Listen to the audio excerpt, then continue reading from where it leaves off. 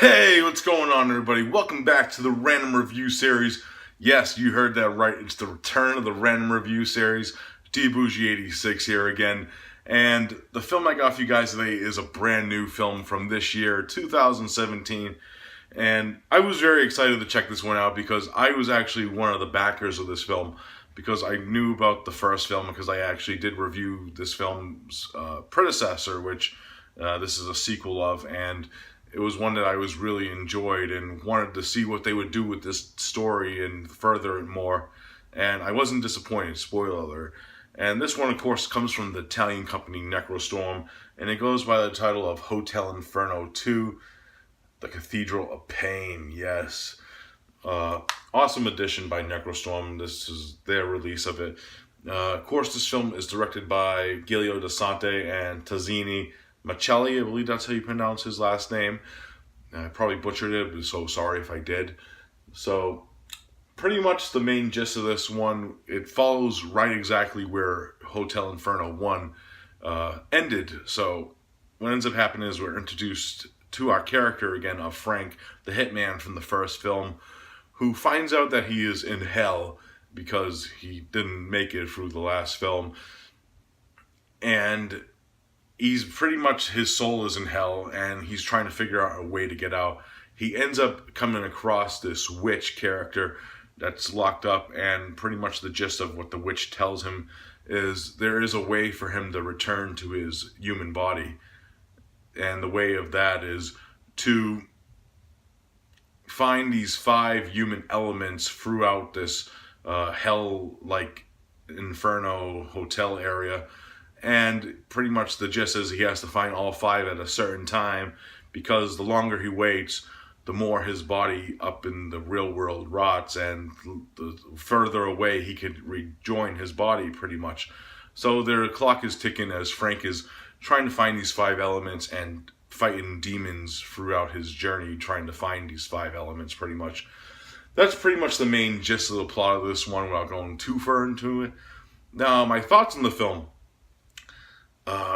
Fucking amazing opening for this film. It's very outstanding. Lucio Fulci would have been proud if he saw the opening, because it's very eerie and doom-like, because it's the images of hell that really set your tone. And I believe the aspect of hell in this film is very Fulci-esque, especially the way of his films, The Beyond and the Gates of Hell trilogy, and what would hell look like. And this is what I think hell would look like for Italian's horror film, pretty much. And they capture that essence and atmosphere perfectly, especially when this opening scene where Frank wakes up and he's covered in like these human body parts, and then he looks up and sees like the doom clouds, and you hear like this very awesome musical score. That's very another thing about this film. Before I get too off topic, the musical score of this film is fantastic. It has very reminiscence of like Fabio Frizzi's mixed with a little goblin, and it's very like a Gates of Hell, like, especially with the doom atmosphere of this film presents. Now, the other thing is I really like Frank as a character, even though we never get to see his face, because I forgot to mention this. If you haven't seen the first Hotel Inferno, it's very like a POV, like first person, and this one's in the gist of it. It's very first-person POV shot, it all from Frank's perspective of this film. So you never get to see his face in the film, but you get to see like everything around him when he looks at it and stuff. And it's I like that style, especially with the way that we're reacting as Frank is reacting too. So I do like the gist of that, and I do like the voiceover performance of Frank, because we never get to see his face, but we do get to hear his voice, and he does say some very funny, humorous lines in some aspects of this film that I really did enjoy. Now, the main thing, just if you haven't seen a Necrostorm film before, is the gore and effects. And the gore and effects of this film are amazing, because you just don't get like one type of demon in this film. You get numerous types of demons, and they all look fucking fantastic. As you can see, there's a gist of some of the types of creatures that you see in this film. And the effects are really good and fucking awesome.